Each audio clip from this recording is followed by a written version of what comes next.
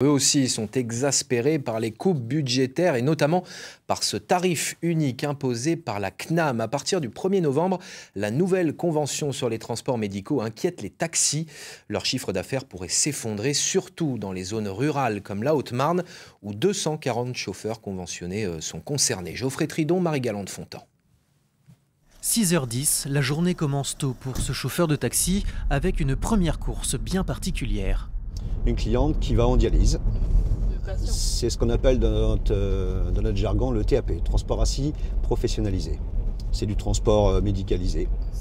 En Haute-Marne, zone de désert médical, ces transports sanitaires peuvent représenter pour certaines entreprises de taxi jusqu'à 80% de leur activité.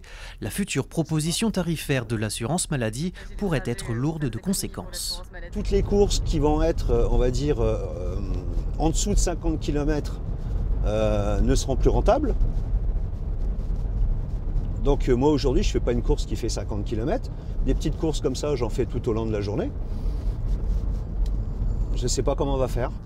Concrètement, cette course de 19 km est facturée 150 €. Avec la convention actuelle, le taxi perçoit 60,50 €. Lorsque la future convention entrera en vigueur au 1er novembre, il ne touchera plus que 52,50 €, soit un manque à gagner de 13%.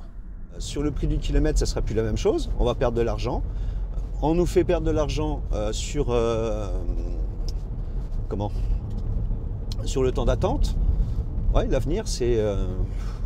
on se pose vraiment des questions sur l'avenir.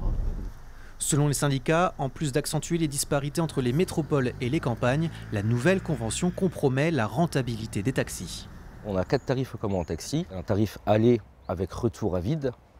Et du coup, ce tarif-là ne sera plus appliqué. On n'aura que nos kilomètres à charge payés et sans retour dessus. Donc du coup, on va rouler pour une course à quasiment moins 40%. Et on pense qu'il va y avoir déjà des licenciements de personnel et après sûrement des fermetures des entreprises. Avec des centres de soins éloignés des patients isolés, les taxis font le lien. S'ils disparaissent, l'enjeu sanitaire d'un territoire serait remis en cause.